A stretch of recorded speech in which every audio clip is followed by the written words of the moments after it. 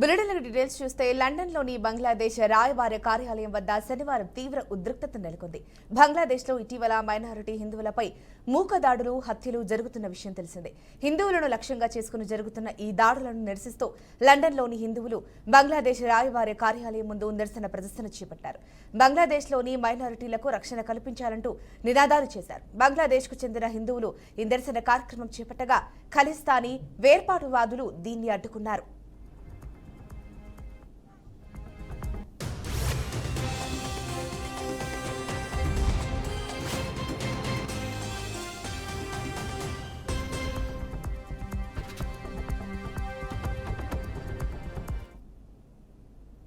పెద్ద సంఖ్యలో బంగ్లాదేశ్ రాయబార కార్యాలయం వద్దకు చేరుకుని భారత వ్యతిరేక నినాదాలు చేస్తూ భయాందోళన సృష్టించారు.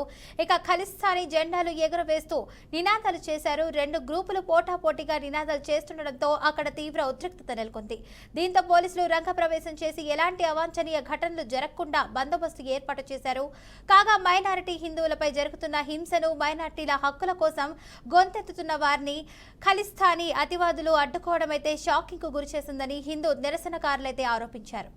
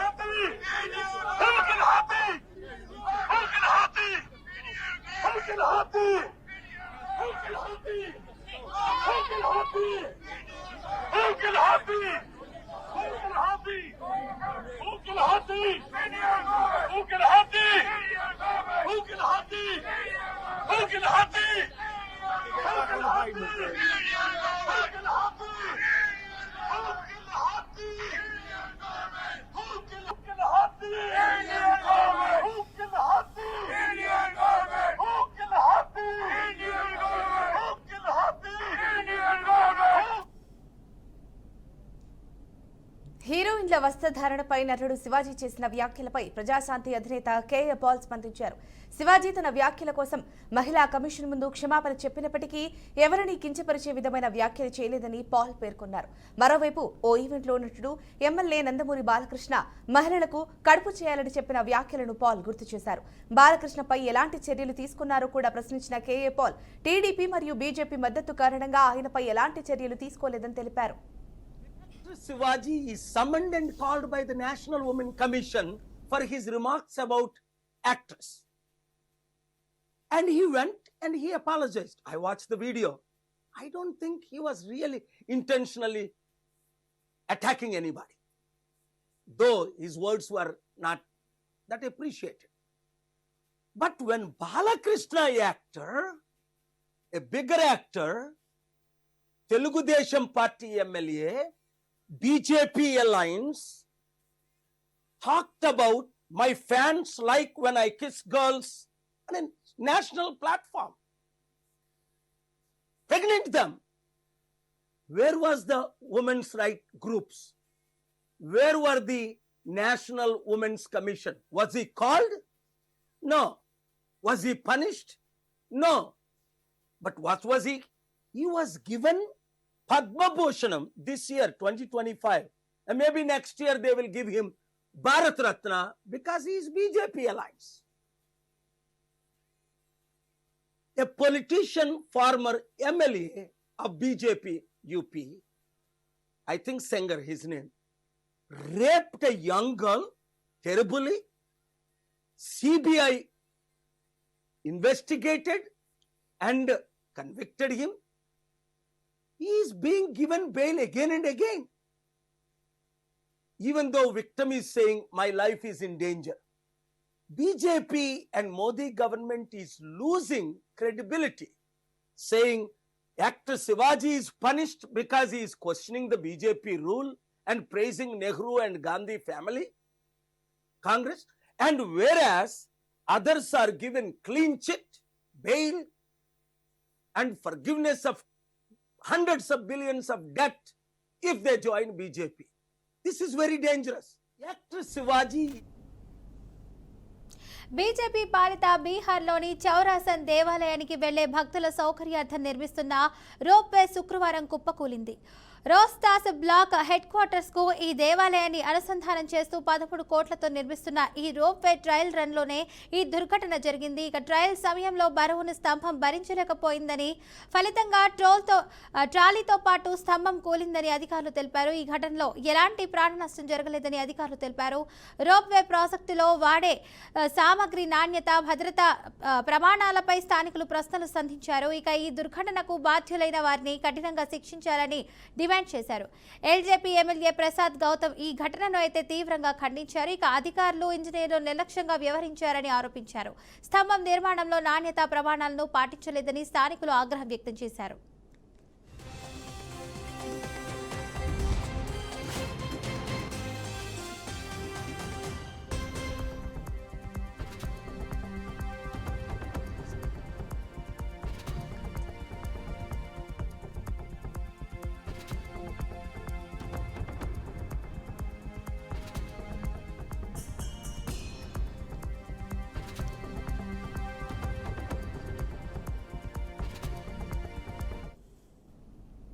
బీజేపీ పాలిత బీహార్లోని చౌరాసన్ దేవాలయానికి వెళ్లే భక్తుల సౌకర్యార్థం నిర్మిస్తున్న రోప్వే శుక్రవారం కుప్పకూలింది. ఇక రోహ్తాస్ బ్లాక్ హెడ్ క్వార్టర్స్ కు ఈ దేవాలయాన్ని అనుసంధానం చేస్తూ 13 కోట్లతో నిర్మిస్తున్న ఈ రోప్వే ట్రయల్ రన్ లో అయితే ఈ దుర్ఘటన జరిగింది. ట్రయల్ సమయంలో అయితే బరువును స్తంభం భరించలేకపోయిందని, ఫలితంగా ట్రాలీతో పాటు స్తంభం కూలిందని అధికారులు తెలిపారు. ఈ ఘటనలో ఎలాంటి ప్రాణ నష్టం జరగలేదని అధికారులు తెలిపారు. ఇక రోప్వే ప్రాజెక్టులో వాడే సామగ్రి నాణ్యత, భద్రతా ప్రమాణాలపై స్థానికులు ప్రశ్నలైతే సంధించారు. ఇక ఈ దుర్ఘటనకు బాధ్యులైన వారిని కఠినంగా శిక్షించాలని డిమాండ్ చేశారు. ఎల్జేపీ ఎమ్మెల్యే ప్రసాద్ గౌతమ్ ఈ ఘటనను అయితే తీవ్రంగా ఖండించారు. ఇక అధికారులు, ఇంజనీర్లు నిర్లక్ష్యంగా వ్యవహరించారని ఆరోపించారు. స్తంభం నిర్మాణంలో నాణ్యతా ప్రమాణాలను పాటించలేదని స్థానికులు ఆగ్రహం వ్యక్తం చేశారు.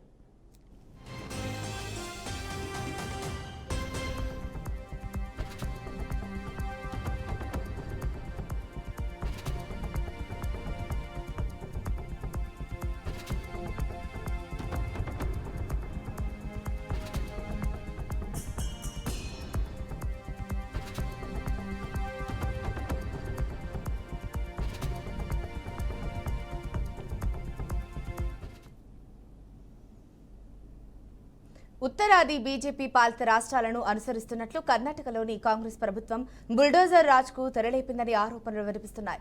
బెంగళూరు శివారులోని ఒక గ్రామంలో ప్రభుత్వం 200 ఇండ్లను కూల్చివేయడంతో సుమారు 400 కుటుంబాలు నిరాశ్రయులయ్యారు. బాధితుల్లో ఎక్కువ మంది ముస్లింలేనని సమాచారం. కాంగ్రెస్ ప్రభుత్వ చర్యపై కేరళ ప్రభుత్వం తీవ్ర అభ్యంతరం వ్యక్తం చేసింది. ఉత్తరాది రాష్ట్రాల్లో కనిపించే బుల్డోజర్ రాజకీయాలను ఇప్పుడు కాంగ్రెస్ అనుసరిస్తోందని విమర్శించింది. మైనారిటీలపై కాంగ్రెస్ రాజకీయ ప్రయోజనాల కోసం లక్ష్యంగా చేసుకుందని కూడా ఆరోపించింది. బెంగళూరు సమీపంలోని కోగులు గ్రామం వాసిం లేఅవుట్లోని ఫకీర్ కాలనీలో ఈ ఘటన జరిగింది.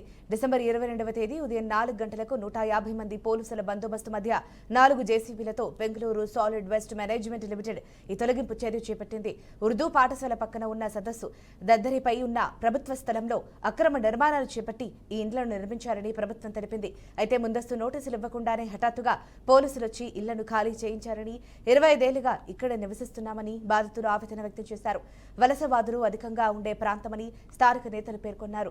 కాంగ్రెస్ ప్రభుత్వ చర్యలను నిరసిస్తూ బాధితులు ఈ వారమంతా ఆందోళన కొనసాగించారు. కొంతమంది రెవెన్యూ మంత్రి కృష్ణ బైర్ గౌడ ఇంటి వద్ద కూడా నిరసన చేపట్టారు. దళస సంఘర్షణగా సమితి సహా పలు సామాజిక సంస్థలు బాధితులకు మద్దతుగా ర్యాలీలు నిర్వహించాయి. ఇదిలా ఉండగా కేరళ ముఖ్యమంత్రి పినరాయి విజయన్ కూడా ఈ ఘటనను తీవ్రంగా ఖండించినట్టు సమాచారం.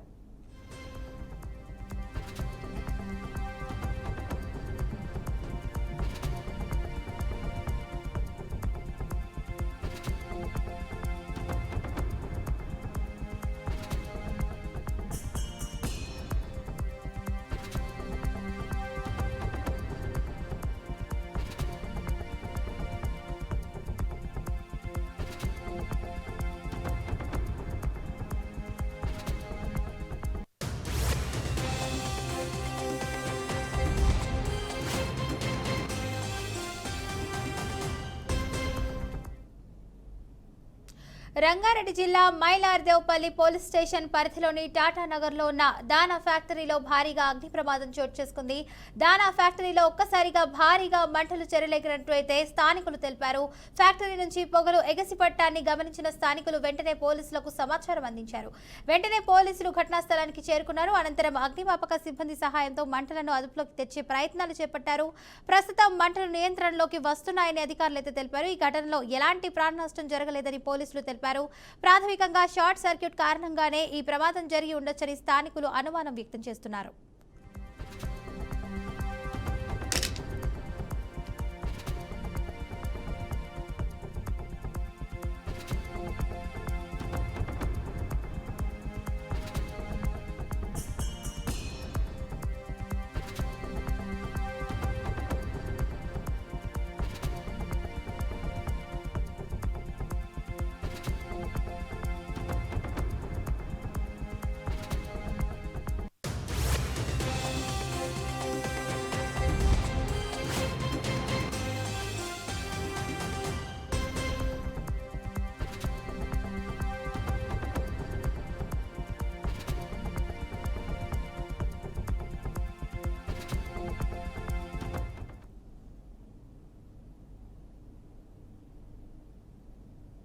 అన్నమయ్య జిల్లా రాయచోటి పట్టణ పరిధిలో విషాద ఘటన చోటు చేసుకుంది.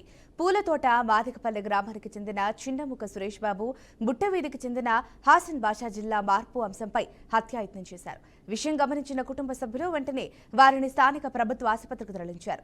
జిల్లా మార్పు సమస్యను వల్లే వీరిద్దరూ ఆత్మహత్య ప్రయత్నానికి తెగబడ్డారని బంధువులు వెల్లడించారు. నాకేమంటే మదనపల్లె సాయంత్రం వచ్చి ఆల్మోస్ట్ మదనపల్లి జిల్లా చేస్తారని చెప్పేసి పుకార్లు వచ్చాయి సార్. పుకార్లో నిజమో నాకు తెలియదు సార్. నేను మనస్పర్థం పడినాను సార్.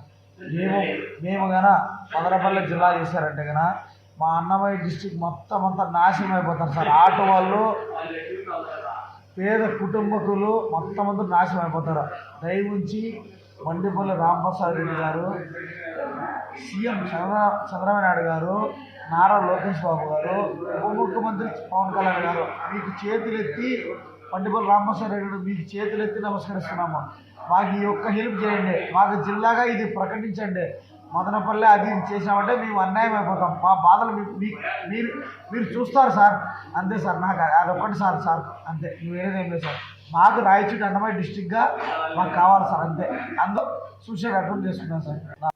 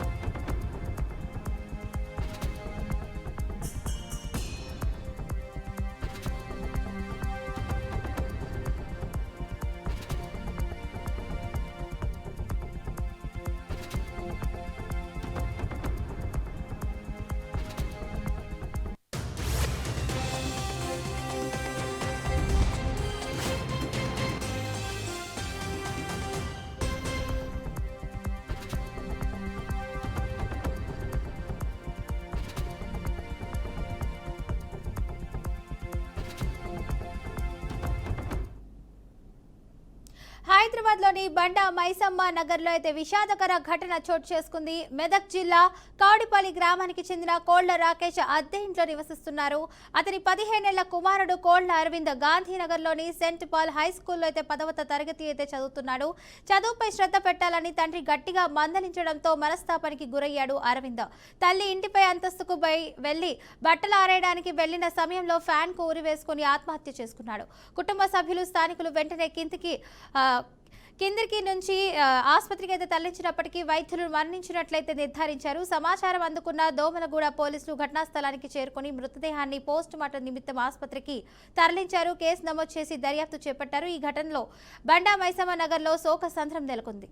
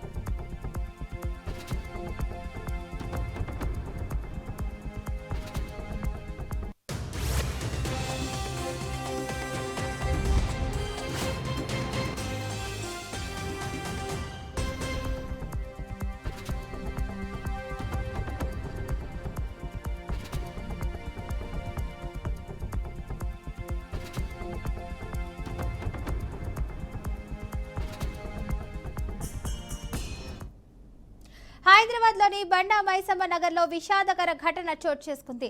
మెదక్ జిల్లా కౌడిపల్లి గ్రామానికి చెందిన కోళ్ల రాకేష్ అద్దె ఇంట్లో నివసిస్తున్నారు.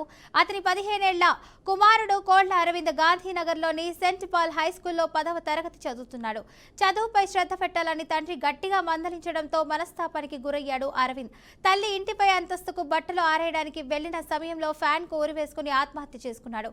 కుటుంబ సభ్యులు స్థానికులు వెంటనే కిందికి దించి ఆసుపత్రికి అయితే తరలించినప్పటికీ వైద్యులు మరణించినట్లు నిర్ధారించారు. ఇక సమాచారం అందుకున్న దోమలగూడ పోలీస్ స్టేషన్ పోలీసులు ఘటనాస్థలానికి చేరుకొని మృతదేహాన్ని పోస్టుమార్టం నిమిత్తం ఆసుపత్రికి తరలించారు. కేసు నమోదు చేసి దర్యాప్తు చేపట్టారు. ఈ ఘటనలో బండా మైసమ్మ నగర్లో అయితే శోకసంద్రం నెలకొంది.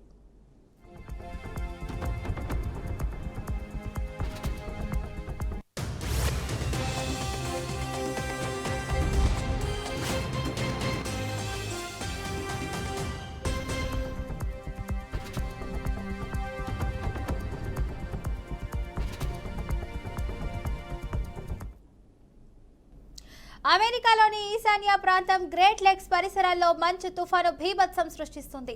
శుక్రవారం సాయంత్రం నుంచి మొదలైన మంచు వర్షం శనివారం నాటికి తీవ్ర రూపం దాల్చింది. సెలవుల సీజన్లో ప్రయాణాలు చేస్తున్న వేలాది మంది ప్రజలైతే ఈ తుఫాను ధాటికైతే తీవ్ర ఇబ్బందులు ఎదుర్కొంటున్నారు. తీవ్రమైన మంచు గాలివాన కారణంగా విమాన సర్వీసులు కూడా కుప్పకూలాయి. ఇక శనివారం మధ్యాహ్న సమయానికి అమెరికా వ్యాప్తంగా దాదాపు 5,580 విమానాలు ఆలస్యంగా నడవగా, ఇక కనీసం 860 విమానాలు అయితే పూర్తిగా రద్దయ్యాయి. ముఖ్యంగా న్యూయార్క్ మెట్రోపాలిటన్ పరిధిలోని 3 ప్రధాన విమానాశ్రయాలపై దీని ప్రభావం తీవ్రంగా పడింది. ఇక జాన్ ఎఫ్ కెన్నడీ అంతర్జాతీయ విమానాశ్రయంలో అయితే విమానాలు సగటున 2 గంటల ఆలస్యంతో నడుస్తున్నాయి.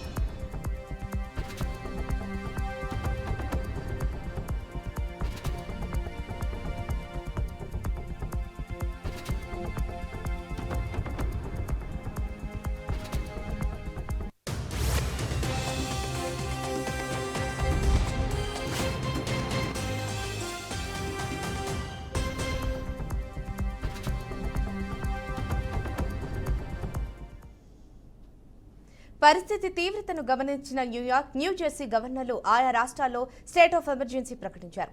ప్రజలు అనవసర ప్రయాణాలు చేయొద్దని, వాతావరణ హెచ్చరికలను ఎప్పటికప్పుడు గమనిస్తూ అప్రమత్తంగా ఉండాలని సూచించారు. ఆదివారం రికార్డు స్థాయిలో 2.86 మిలియన్ల మంది విమాన ప్రయాణాలు చేశారని అంచనా వేస్తున్న తరుణంలో ఈ తుఫాను ప్రయాణికులను కలవరపెడుతోంది. మంచు ప్రభావం రవాణాపైనే కాకుండా విద్యుత్ సరఫరాపై కూడా పడింది. మిచిగాన్ రాష్ట్రంలో భారీగా మంచు కురవడంతో విద్యుత్ తీగలు తెగిపెట్టాయి.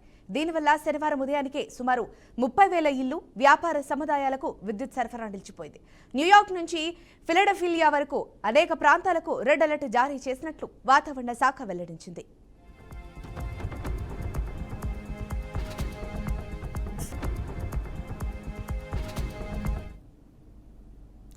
శాస్త్ర సాంకేతిక పరంగా దేశం ఇంత అభివృద్ధి చెందడానికి కారణం ఇందిరాగాంధీ, రాజీవ్ గాంధీలే అని తెలంగాణ పీసీసీ చీఫ్ మహేష్ కుమార్ గౌడ్ అన్నారు. ప్రతి ఒక్కరి చేతిలో అయితే స్మార్ట్ ఫోన్ ఉండడానికి కారణం రాజీవ్ గాంధీ దూరదృష్టి వల్లనే అని చెప్పారు. ఆనాడు వాళ్ళు చేసిన కృషి వల్లనే నేడు మనం అభివృద్ధి పాలనైతే అందుకుంటున్నామని చెప్పి వ్యాఖ్యానించారు. పేద ప్రజలకు ఉపయోగపడేలా ఉపాధి హామీ పథకాన్ని తీసుకువస్తే మోడీ ప్రభుత్వం ఆ కార్యక్రమాన్ని నీరుగార్చే ప్రయత్నం చేస్తుందని మహేష్ కుమార్ గౌడ్ మండిపడ్డారు. మన్మోహన్ సింగ్ గారు సోనియా గాంధీ గారి యొక్క ఆకాంక్ష అనంతపూర్లో పర్యటిస్తూ ఇళ్లకన్ని తాళాలు చూసి ఎందుకు ఈ పరిస్థితి వచ్చింది, ఎందుకు వలసపోతా ఉన్నారు, వీరికి కావలసిన కార్యక్రమాలు ఏంటంటే సోనియా గాంధీ గారి యొక్క మదిలోంచి పుట్టినటువంటి కార్యక్రమం Mahatma Gandhi national rural employment guarantee act. దాని ద్వారా కనీసం 100 రోజులు బీదవారికి పని కల్పించే కార్యక్రమం తీసుకొస్తే ఇలా మోడీ ప్రభుత్వం మహాత్మా గాంధీ పేరు తొలగించడమే కాకుండా ఆ కార్యక్రమాన్ని సమూలంగా నీరుగార్చే ప్రయత్నం చేస్తూ ఉంది. 40% 60% విడదీసి రాష్ట్రం వాటా లెక్కిస్తే రాష్ట్రాల దగ్గర డబ్బు ఎక్కడుంది? తద్వారా ఈ కార్యక్రమాన్ని మొత్తంగా నీరుగార్చి కార్పొరేట్ సెక్టర్నే పెంచాలి, ఈ దేశంలో సంపన్నులు పెంచాలని ఒక దృఢమైన సంకల్పంతో మోడీ ప్రభుత్వం ముందుకు పోతున్నట్టు తరుణంలో ఈ దేశంలో ప్రతి ప్రౌఢుడు మేలుకొనాల్సిన అవసరం ఉన్నది. తెలంగాణ ప్రజలు మేలుకొనాల్సిన అవసరం ఉన్నది. సోనియా గాంధీ గారి యొక్క ద్రాక్షత్వం వల్ల ఇలా తెలంగాణ ఆవిర్భవించిందని చెప్పడానికి ఏమాత్రం సందేహం లేదు. వారి దేవలనే 2014లో తెలంగాణ నిర్మాణం జరిగింది. ఆ తర్వాత 10 ఏళ్ల విధ్వంసక పాలన నుంచి 2023లో డిసెంబర్ 7న ఏర్పడినటువంటి కాంగ్రెస్ ప్రభుత్వం యువ నాయకుడు రేవంత్ రెడ్డి గారి నేతృత్వంలో తెలంగాణ రైజింగ్ 2047 పేరిట ఇవాళ అభివృద్ధి వైపు అడుగులేస్తా ఉంది. ఆనాడు